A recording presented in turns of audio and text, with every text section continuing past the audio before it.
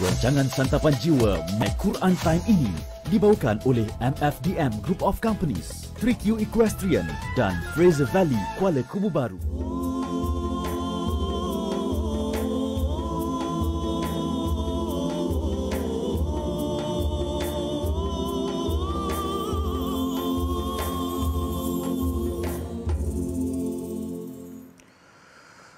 أعوذ بالله من الشيطان الرجيم بسم الله الرحمن الرحيم الحمد لله رب العالمين الرحمن الرحيم مالك يوم الدين إياك نعبد وإياك نستعين اهدنا الصراط المستقيم صراط الذين أنعمت عليهم غير المغضوب عليهم ولا الضالين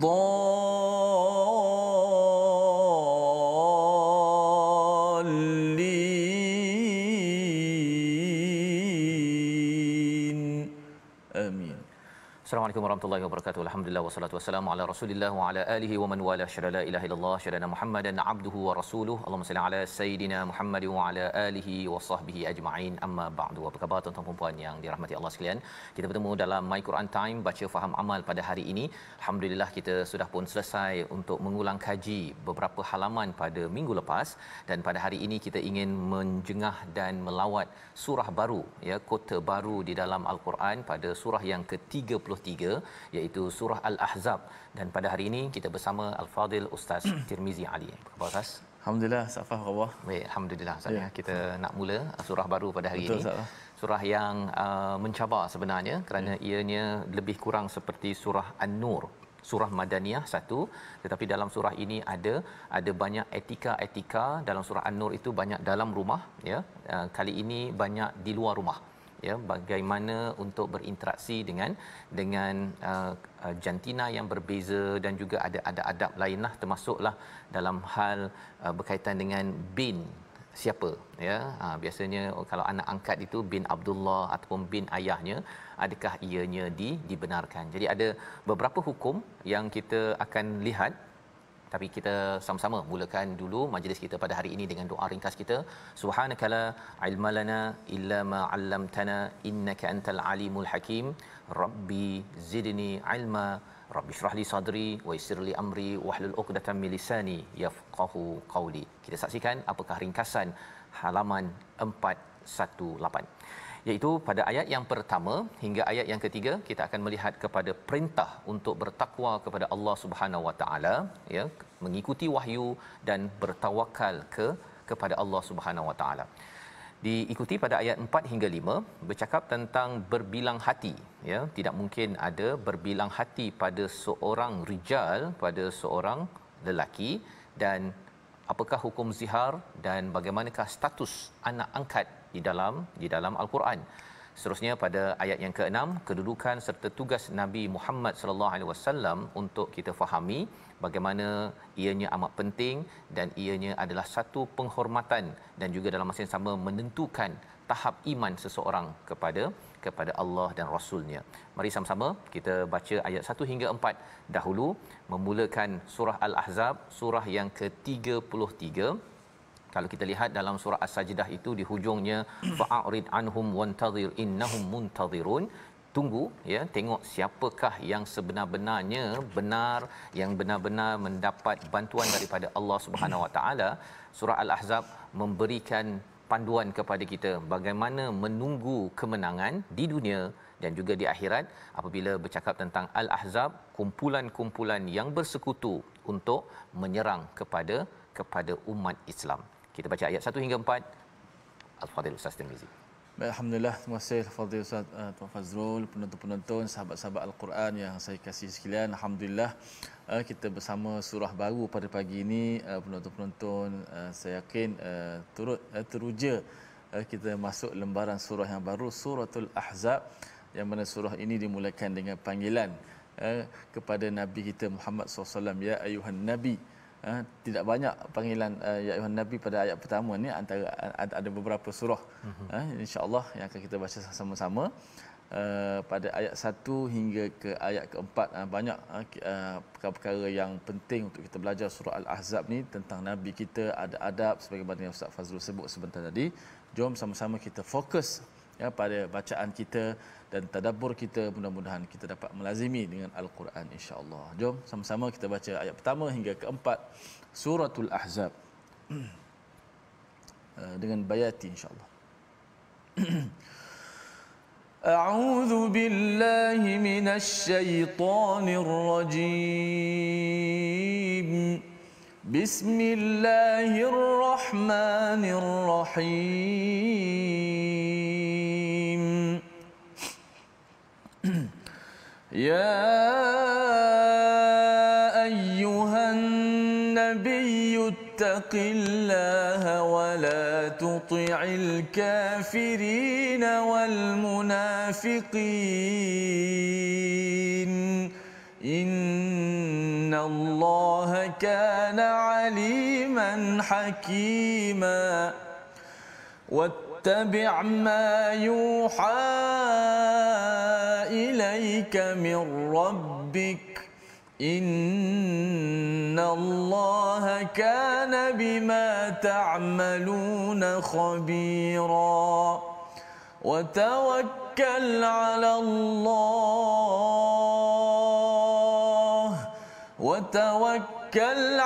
الله وكفى بالله وكيلا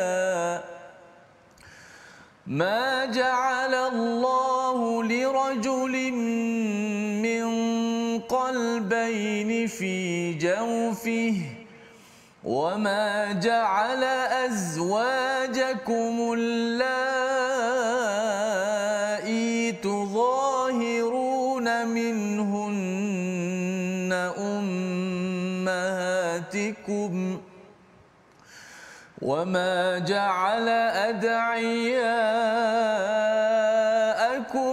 أبناءكم ذلكم قولكم بأفواهكم والله يقول الحق وهو يهدي السبيل.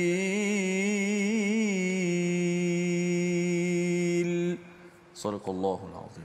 Surah Al-Azim, gitulah bacaan daripada ayat 1 hingga 4 daripada surah yang ke-33 surah Al-Ahzab, untuk memulakan diskusi kita ataupun pembelajaran kita daripada surah Madaniyah, ya. Al-Ahzab maksudnya adalah daripada perkataan hizb, iaitu kumpulan, dan Al-Ahzab plural ataupun jamaknya kumpulan-kumpulan yang sedang bersekongkol dalam menyerang kepada umat Islam dalam satu perang yang akan kita belajar daripada surah ini. Bila kita cakap tentang perang, sudah tentunya ia adalah satu perkara yang berlaku selepas Nabi berhijrah ke Madinah. Di sebelum daripada hijrah itu, Nabi tidak dibenarkan untuk berperang. Malah lebih daripada itu, jihad pada waktu sebelum hijrah itu adalah jihad untuk tidak berperang, tidak membalas kepada keganasan yang dibuat oleh orang-orang musyrik yang berada di Makkatul Mukarramah. Baik, jadi pada ayat surah Al-Ahzab ini kita melihat pada awalnya ada perkataan ya ayuhan nabi. Lain sikit ustaz ya. Biasanya dia ada ya ayuhan nas, ya ayyuhallazina amanu. Kali ini ada perkataan ya ayuhan nabi, wahai nabi. Apakah kepentingannya? Satu, mesej ini untuk Nabi Muhammad sallallahu alaihi wasallam. Kaitan dengan kita apa? Rupa-rupanya Nabi Muhammad ini adalah sebagai lambang puncak kepada kepimpinan agama, maka ia juga adalah mesej kepada seorang pemimpin. Wahai nabi yang memimpin, ittaqillah, bertakwalah kepada Allah Subhanahu Wa Taala. Jadi kalau kita dengar ya ayuhan nas, Ustaz, untuk seluruh manusia. Orang tu beriman tak beriman, kalau dalam surah Al-Baqarah itu u'budu rabbakumul ladzi khalaqakum wal ladzina min qablikum la'allakum tattaqun. Surah beribadah. Kalau ya ayyuhalladzina amanu, kemudian mungkin Allah bercakap tentang mungkin auful bil kail, ataupun kita bercakap tentang wahai orang beriman, kutiba alaikumusiyam, ada fardu ataupun seruan bagi orang yang sudah ada iman di dalam dirinya, ya. Tetapi kalau yang ayat pertama ini adalah orang yang memimpin di kalangan orang beriman, ya, iaitu kalau pada zaman nabi itu sendiri, ittaqillah, bertakwa pada Allah, jangan taat kepada dua kumpulan. Yang pertama adalah orang kafir dan yang kedua adalah orang munafik. Orang kafir ini adalah orang yang tidak menyembah kepada Allah Subhanahu Wa Taala, dalam masa sama dia menentang kepada Islam.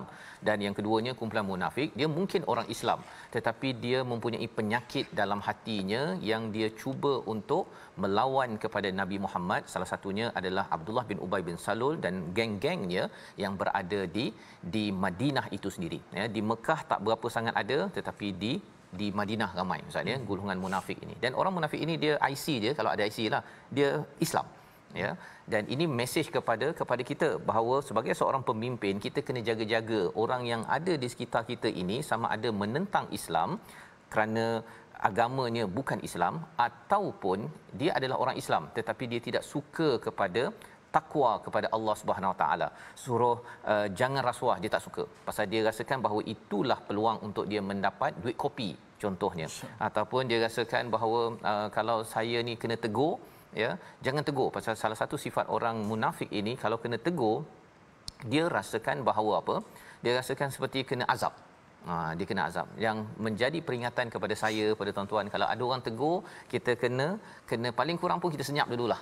Senyap dulu, jangan pula kita terus balas, pasal bila balas sahaja itu menandakan ada ego yang besar di dalam diri, dan itu adalah satu masalah yang perlu kita selesaikan.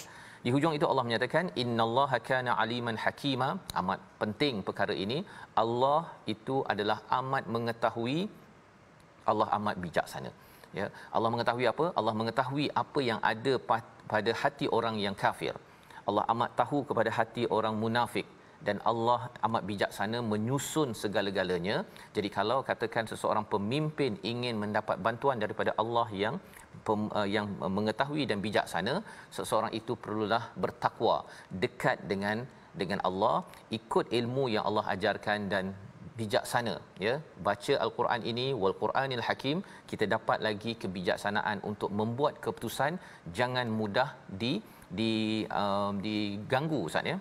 Diganggu ataupun dipengaruhi oleh orang-orang yang tidak bijaksana itu tadi, iaitu di kalangan orang kafir dan orang munafik.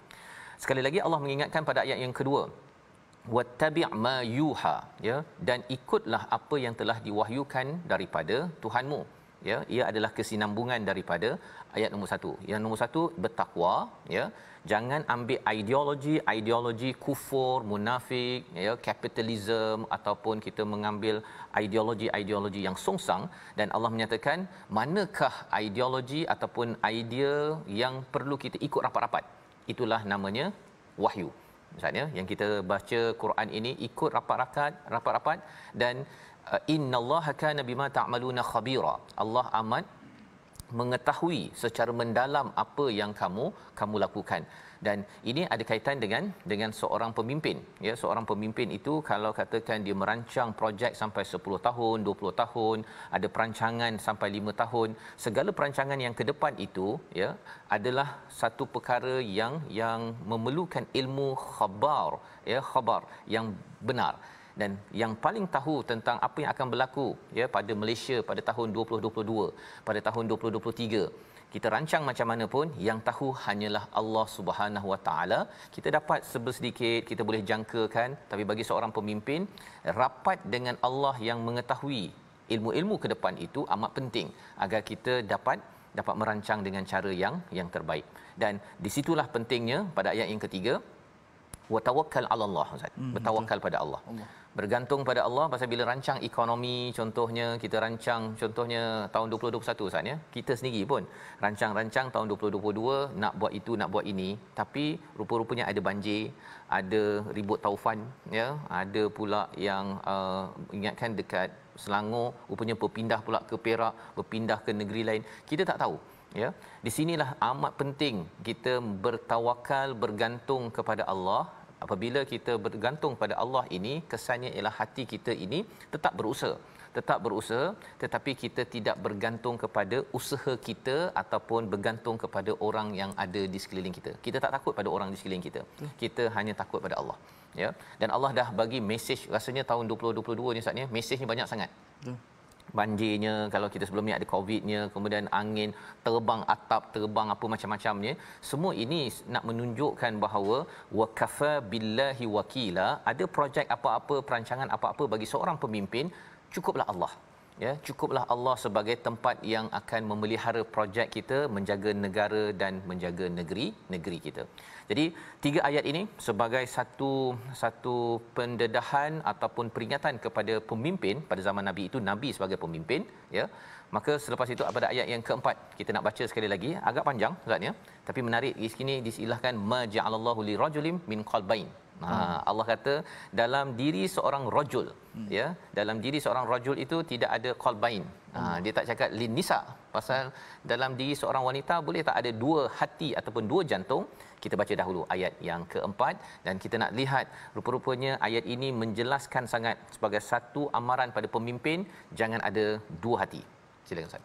Apa yang maksud 2 hati tu, qalbain dalam diri manusia tidak ada 2 hati. Apakah yang dimaksudkan dengan 2 hati? Kita baca terlebih dahulu untuk kita dapat pencerahan yang lebih lanjut daripada Ustaz Fazrul insya-Allah. Ayat keempat kita pasakkan sekali lagi. Auzubillahi minasyaitonir rajim.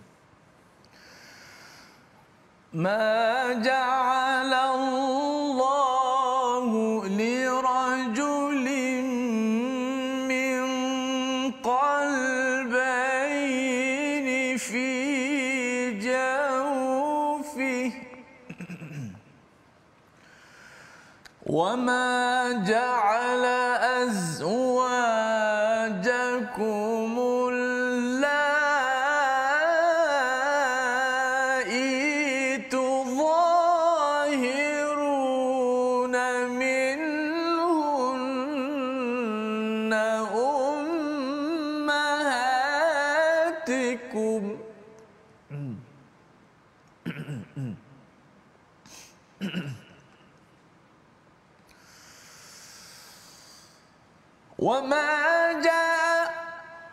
وما جعل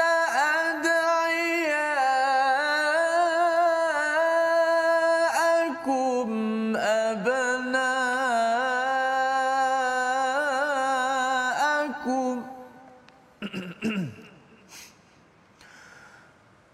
ذلكم قولكم بأفواهكم والله يقول الحق وهو يهدي السبيل.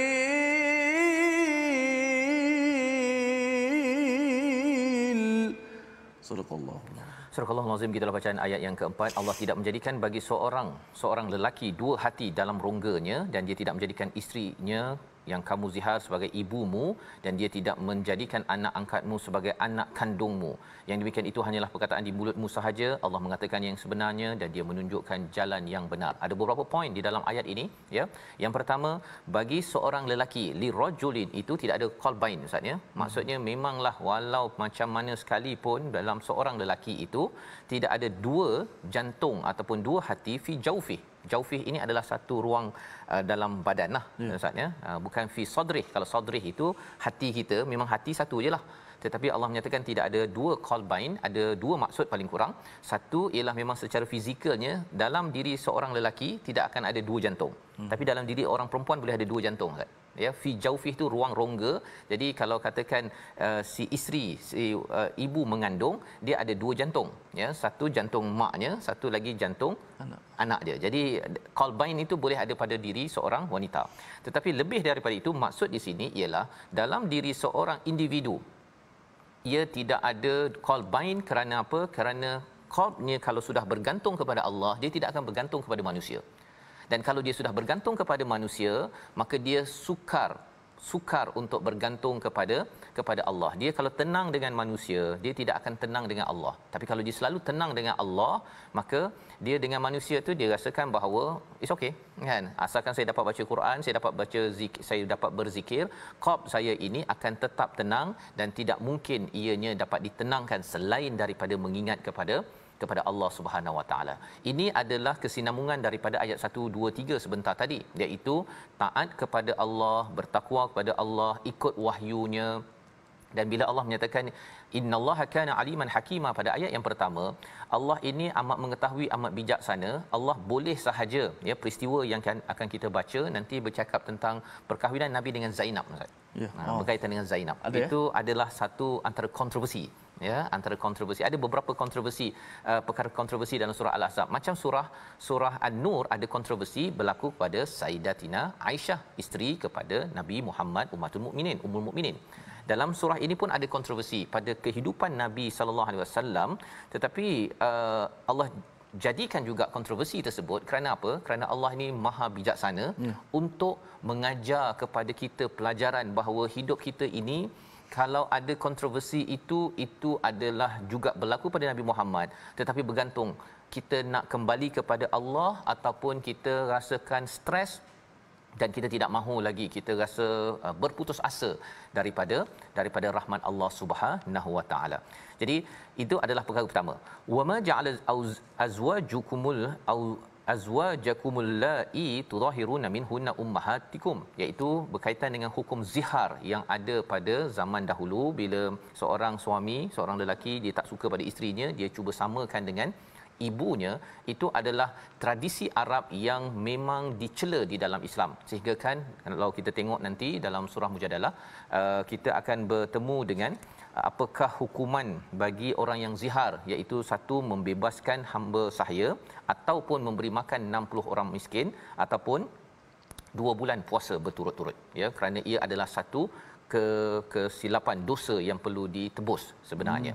Jadi poinnya apa? Poinnya ialah tidak mungkin dalam diri seorang isteri itu dia jadi dianggap sebagai seorang ibu. Itu juga tidak mungkin dua hati. Dia hanya satu hati saja.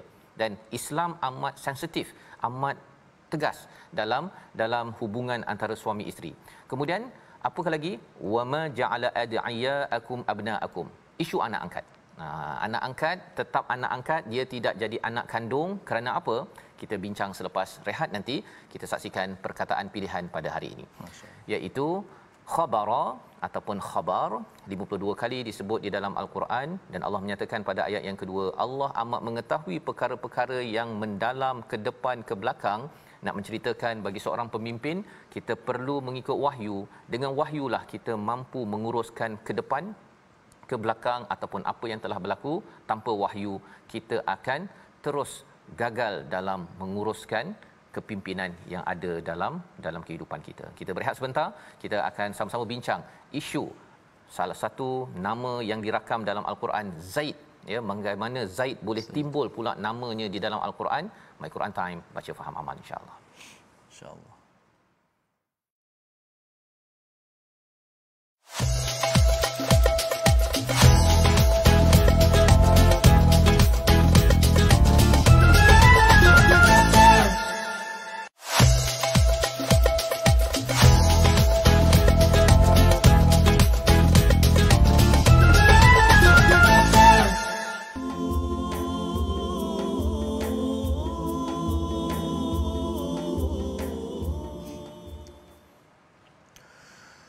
Bismillahirrahmanirrahim.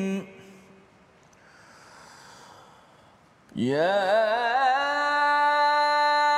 ayyuhan nabiyyu ittaqillaha wa la tuti'il kafirina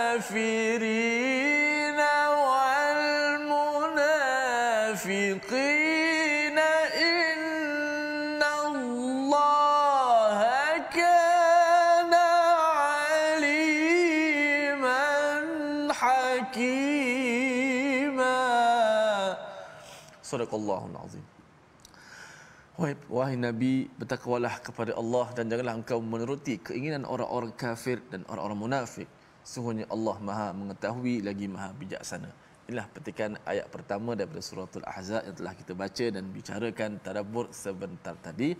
Mudah-mudahan menjadi pengajaran berguna kepada kita untuk sentiasa bertakwa kepada Allah dan taati akan perintah Allah dan Rasul. Kita tidak mengikut hawa nafsu, tidak mengikut telunjuk orang-orang yang menyimpang kepada jalan Allah Subhanahu wa taala. Alhamdulillah sahabat-sahabat, sebelum kita nak meneruskan lagi sebagaimana yang disebutkan oleh Ustaz Fazrul sebentar tadi, satu nama yang diangkat tiba-tiba, baik kita curi masa sedikit, ambil masa sedikit untuk tajwid.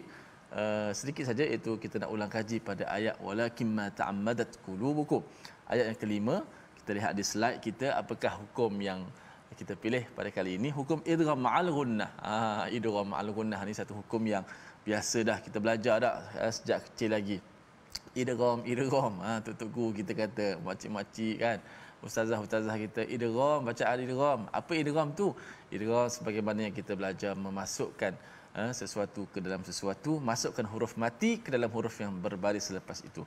Dalam konteks idgham ma'al ghunnah ini, contoh dalam surah Al-Ahzab, iaitu ayat kelima, hujung ayat kelima, walakin ma ta'ammadat qulubukum. Dia sudut bacaan dia sangat mudah kerana ia berkaitan nun mati bertemu dengan mim. Nun bertemu dengan huruf mim, yang mana huruf nun dan mim ni memang dah dia satu sekali dia punya corong, iaitu corong gunnah. Tidak boleh disebut huruf nun dan mim melainkan mesti berlaku gunnah di hidung, nun dan mim. Walaupun makhrajnya berbeza, nun hujung lidah, mim mulut, tapi bila sebut nun dan mim mesti lalu ke hidung dia punya saluran ataupun gunnah itu. Maka terus masukkan sahaja. Walakin, asalnya nun mati. Walakin jumpa dengan mim, nun tu masuk dalam mim. Walakin, tutup mulut terus, senang. Walakin ma ta'ammadat qulubukum. Bayangkan kalau kita kena baca dengan izhar di sini, Ustaz Fahad. Walakin ma, payah. Jangan kata Quran, Arab pun tak bercakap macam tu. Kaedah Arab pun tak bercakap macam tu. Payah. Kalau kita nak kena baca dengan izhar kat sini kan. Walakin ma, Allah payah. Jadi Quran juga bagaimana rahmatnya, bacaan tu memudahkan kita. Wala, daripada ki tu terus pindah kepada mim. Walakin ma. Kan senang, hanya kita memanjangkan gunnah masuk dalam hidung kita. Walakin ma ta'ammadat qulubukum. Begitulah, wallahu alam. Safas. Baik, terima kasih ucapkan pada Ustaz Tir. Idgham ma'al ghunnah Ustaz ya, memudahkan urusan nak baca. Kalau tidak kita, terutama kalau orang yang sakit mulut ke kan, kalau dah ada ulcer ke apa ke, ataupun sakit tekak, nak walakin ma pula tu, wah mencabar nak baca begitu. Tapi alhamdulillah Allah mudahkan dengan ada idgham ma'al ghunnah ya. Kemudahan itu tapi masih lagi kena ada ilmu Ustaz ya. Sama juga apa yang kita sedang ikuti surah Al-Ahzab ini, Allah nak mudahkan urusan ya, tetapi salah satu isu dalam ayat yang keempat ini adalah wama ja'ala ad'iyaakum abnaakum. Jangan kamu menjadikan anak angkat kamu sebagai anak kandung kamu. Apa maksudnya? Ialah dalam peristiwa ini adalah ada seorang yang bernama Zaid ya, Zaid yang dibinkan kepada bin Muhammad ya, anak angkat kepada Nabi Muhammad sallallahu alaihi wasallam, bukan anak kandung tapi anak angkat. Jadi Allah menyatakan dah biasa Ustaz ya, Zaid ini dikenali Zaid bin Muhammad, tapi bila datang ayat ini Allah kata jangan dijadikan anak angkat sebagai anak kandung. Jadi Zaid bin Muhammad itu kena tukar balik kepada Zaid bin Harithah. Ya, bagi seorang anak dah biasa dah, ini ayah saya, tapi kemudian kena tukar nama. Kalau dekat sekolah itu cikgu tanya mengapa kena tukar nama, kan, bagi seorang anak akhirnya tengok namanya Zaid bin Harithah Ya. berbanding dengan Fatimah binti Muhammad, kata ini bukan ayah kamu. Kan, ini bukan ayah kamu. Dan ia memberi kesan kepada anak, memberi kesan kepada si ayah itu sendiri, ya, bukan mudah untuk menukar nama, kerana di sebalik nama, di sebalik nama itu bukan sekadar nama, tapi ada hak, Ustaz. Ya, kalau nak kahwin ke, kalau harta pusaka ke, kalau Zaid bin Harithah, harta Nabi, kalau ada Nabi ada harta lah, tak dapat. Okey. Tak dapat, kan. Jadi anak angkat adalah anak angkat. Sayang macam mana, jaga waktu kecil sekalipun, tapi bila katakan bab harta pusaka, apa lagi, dia berkaitan dengan tempatnya di dalam masyarakat, tempatnya dalam keluarga, dari segi auratnya, dia tak sama, ya. Betul. Dia bukan adik-beradik dengan Fatimah, anak kepada Nabi Muhammad sallallahu alaihi wasallam. Jadi ada banyak kesan daripada nama, ya.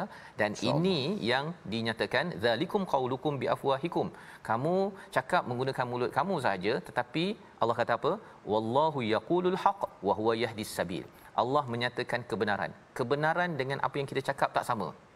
Kalau kita kata, kadang-kadang ada orang kata, Ustaz ni, dia hubungan dengan seseorang itu, dia kawan ke, ataupun ada seorang tu baik sangat, mak angkat dia, ya, dia mak angkat dia, tapi akhirnya dia panggil mak itu walaupun istilahnya dekat mulut dia, tetapi dia tidak sama dengan kebenaran dia tetap mak angkat.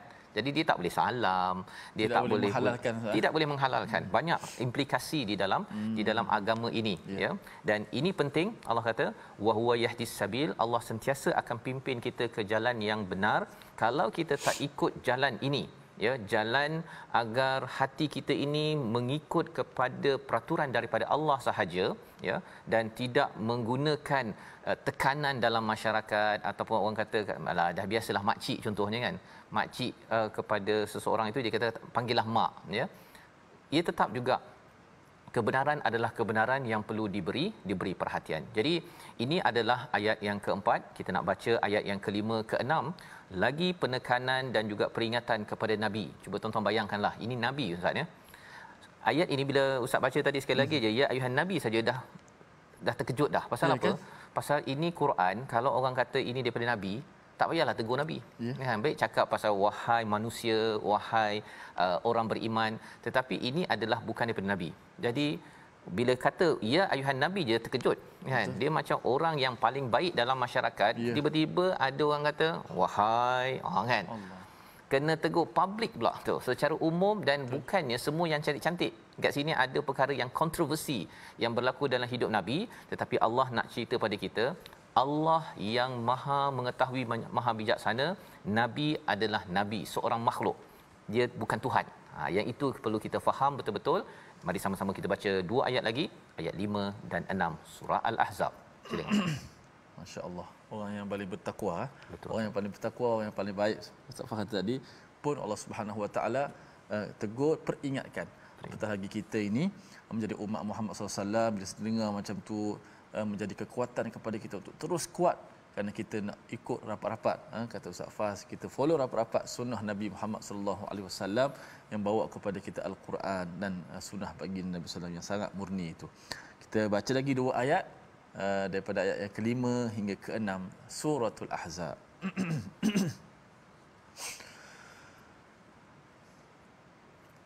أعوذ بالله من الشيطان الرجيم بسم الله الرحمن الرحيم ادعوهم لآبائهم هو أقسط عند الله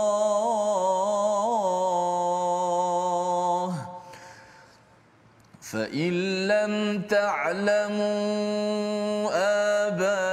آباءهم فإخوانكم في الدين ومواليكم وليس عليكم جناح فيما أخطأتم به ولكن ما تعمدت قلوبكم وكان الله غفورا رحيما.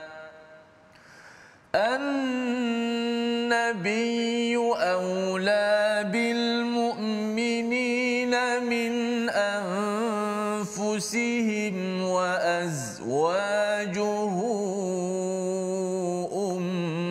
أمهاتهم وأولو الأرحام بعضهم أولى ببعض في كتاب الله من المؤمنين والمهاجرين إلا أن تفعلوا إلى أوليائكم معروفا كان ذلك في الكتاب مسطورا صدق الله العظيم. Surah Al-Azim, itulah bacaan dua ayat daripada ayat 5 hingga 6 daripada surah Al-Ahzab. Dan di awal itu ustaznya ada perkataan yang dia ada alif, dal, ain, waw tu kan. Dia baca macam mana tu? Dia A ke U ke I ke? Okay. Itu nak pastikan kita betul. Beri perhatian agar jangan tersilap pula ya.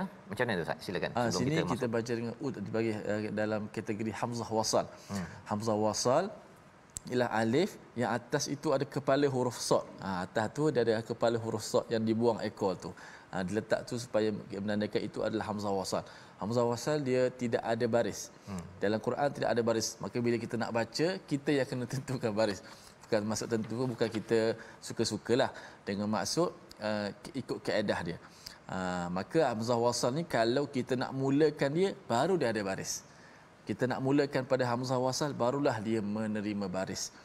Maka di sini hamzah wasal dibariskan dengan baris depan sebab dia adalah kata fa'il ataupun kata perbuatan. Maka boleh kita tengok huruf ketiga. Huruf ketiga di sini yang pertama hamzah wasal, yang kedua huruf dal, yang ketiga huruf ain. Maka huruf ain bagi depan, maka hamzah wasal juga turut bagi depan.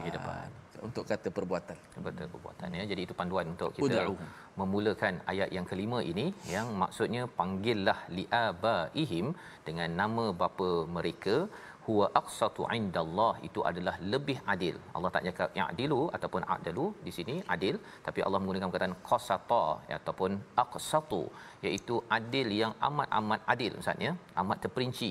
Allah perincikan dengan kekalkan nama Zaid bin Harithah ya, salah seorang sahabat, berbanding Zaid bin Muhammad yang sudah pun biasa digelar ataupun dipanggil anak angkat kepada Nabi Muhammad sallallahu alaihi wasallam. Ini mesej kepada kita semua, kerana surah Al-Ahzab ini ada banyak peraturan. Walaupun kita mungkin rasakan bahawa ia payah, tetapi ia ada hikmah yang tersendiri. Allah ini aliman hakima, Allah ada hikmah. Dan hikmahnya apa? Sudah tentu yang kita bincangkan sebentar tadi, iaitu berkaitan dengan tempatnya dalam masyarakat, ya, tentang tempatnya dalam keluarga, tentang aurat, ya, tentang bagaimana bercakap, bagaimana berinteraksi, dan juga sudah tentu ada kaitan dengan harta pusaka, tentang hak-hak di dalam kehidupan. Jadi kaedah bagi anak angkat ini perlu guna nama ayah yang original, yang asal. Dan malah kadang-kadang ada orang ditukar kepada Abdullah pun Ustaz ya. Itu mengelirukan. Pasal apa? Pasal bila dia letakkan nama Abdullah, siapa Abdullah itu ya, kecuali kalau susah sangat nak cari nama ayahnya ya, terutama kalau katakan seorang anak itu tidak diketahui ayahnya nama siapa, baru dibenarkan. Ini adalah diskusi fiqh ya, kita tak pergi lebih jauh, tetapi ia perlu diberi perhatian kalau tuan-tuan ada anak angkat, rasanya sayang ataupun nak menjaga kepada anak yatim di dalam rumah, ataupun kita mungkin kata bahawa saya nak ambil lah seseorang daripada kecil baby pasal saya tidak ada anak, maka anak angkat itu tetap anak angkat walaupun dibesarkan daripada kecil. Kita tukar namanya kepada nama si ayah untuk mengelakkan dia rasa kecewa di kemudian hari, tetapi jangan sampai kita pula kecewa di hadapan Allah satu hari nanti. fa illam ta'lamu, jika kamu tidak mengetahui abaahum, tak tahu ayahnya, fa ikhwanukum fid din wa mawalikum, iaitu panggillah mereka ini sebagai saudara kamu dalam agama dan jaga ya sebagai anak angkat. Jadi kekalkan dia sebagai namanya yang ada sebagai anak angkat, seperti mana yang kita belajar dalam ayat yang keempat. Jangan ditukar namanya kepada nama si ayah angkat itu sendiri, kerana ia akan merosakkan ya hukuman ataupun peraturan-peraturan yang ada. Walaisa alaikum junah, ya, tidak ada dosa fima akhtatum, jika kamu tersilap, walakin ma ta'ammadat qulubukum, ya, akan tetapi yang berdosanya apabila kita sengaja saja ditukarkan namanya, ya, ataupun kadang-kadang sengaja ditukarkan nama ayahnya itu Abdullah. Kita kata ini pasal dibenarkan, rupanya memang nama kita Abdullah, ya. Kalau nama kita memang Abdullah, bin Abdullah itu pun kena tukar dengan nama lain juga untuk membezakan bahawa anak ini bukan datang daripada ayah yang sama. Wa kana Allahu ghafurar rahima, kalau ada kesilapan tersebut, Allah menyatakan Allah Maha Pengampun, Allah Maha Penyayang, dan ini menandakan bahawa kesilapan dalam meletak nama ini adalah satu perkara yang perlu kita mohon ampun pada Allah Subhanahu Wa Taala, pasal kesannya panjang. Bila cakap tentang harta pusaka lah Ustaz, ya. Harta pusaka ni dia punya isunya panjang. Betul. Ya, ada satu orang ni dia kata dia ayahnya ini ketika sakit cakap tolong jaga dia, nanti siapa yang jaga dia akan diberi tanah. Dia beri tanah. Jadi tukar nama. Jadi rupa-rupanya yang jaga si ayahnya ini bukan seorang. Adik-beradiknya ada 3-4 orang jaga, yang ni jaga setahun, yang ini jaga setahun, yang jaga 9 bulan dan sebagainya. Jadi yang tukar nama tu akhirnya dia kata bahawa saya layak mendapat tanah tersebut. Adik-adik lain semua tak dapat. Yang dah jaga setahun 2 tahun tak dapat, pasal dia jaga sampai mati kan, sampai mati. Tetapi yang ini adalah satu isu, ya, perlukan pencerahan daripada pejabat agama, daripada ustaz, untuk memastikan adakah boleh ambil semua, ataupun yang jaga sampai meninggal ayahnya tadi itu makan harta pusaka. Pasal kalau dia makan, dia pindahkan lagi kepada anaknya dan makan bergenerasi akan makan harta pusaka. Jadi itu sebabnya mengapa nama ini, ya, sama ada nama dalam kes ini adalah nama anak angkat, tetapi menukar nama tanah pada waktu hidup itu, ya, biasalah ayah kadang-kadang dia dah tak dapat fikir dengan bagus, akhirnya dia memberi kesan kepada menjaga daripada termakan perkara yang haram. Ayat yang ke-6 kita nak baca sekali lagi. An-Nabi aula bil mu'minina min anfusihim. Ini adalah bagaimana hubungan kita dengan Nabi yang perlu kita jelas, dan ini adalah satu penjelasan kepada orang munafik, Ustaz, ya. Kalau ada orang yang tak terima ayat 6 ini, maksudnya dia ada masalah isu dalam hatinya keimanan pada Allah Subhanahu Wa Taala. Kita baca sekali lagi ayat 6 bersama Ustaz Tirmizi. A'udzubillahi minasyaitanir rajim. Bismillahirrahmanirrahim. النبي أولى بالمؤمنين من أنفسهم وأزواجه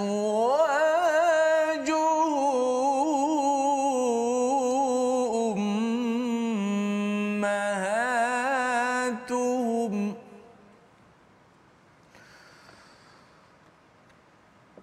وأولو الأرحام بعضهم أولى ببعض في كتاب الله من المؤمنين والمهاجرين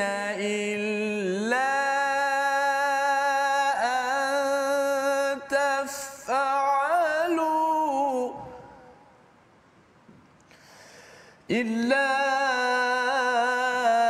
أن تفعلوا إلى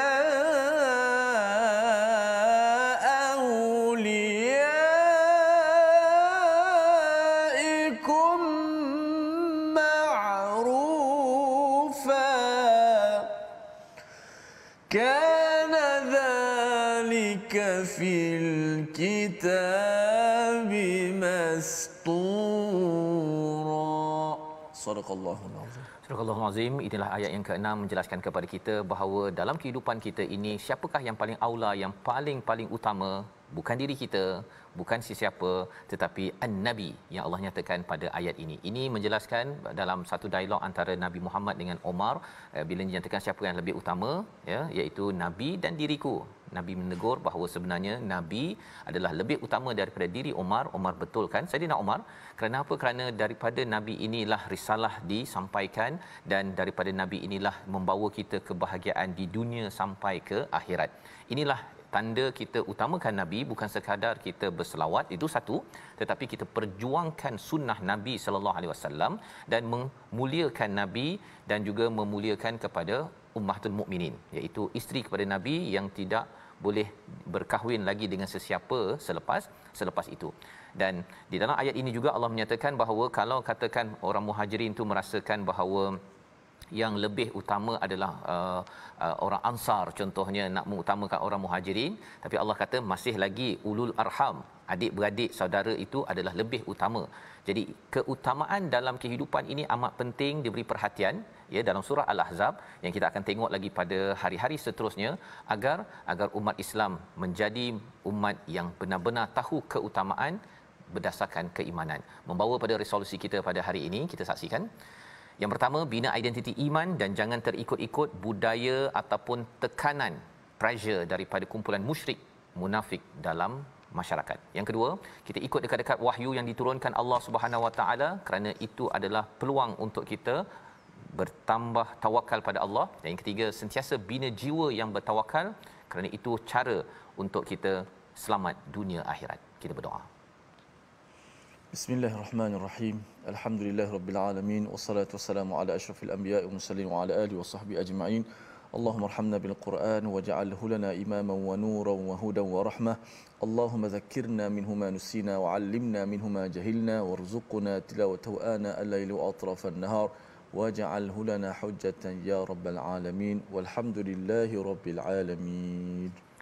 Amin ya rabbal alamin. Moga-moga Allah mengabulkan doa kita tuan-tuan sekalian, dan kita doakan agar kita menjadi umat yang tahu keutamaan iman diletakkan paling tinggi, Nabi diletakkan paling tinggi dalam hidup kita. Inilah ciri pemimpin yang kita ingin bina dalam tabung gerakan Al-Quran sebagai satu platform.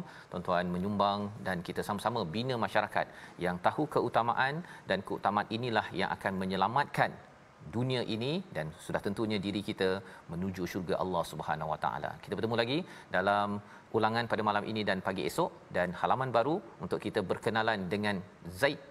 Bagaimanakah nama itu timbul dalam Al-Quran? My Quran Time, baca, faham, amal, insya-Allah. Insya-Allah.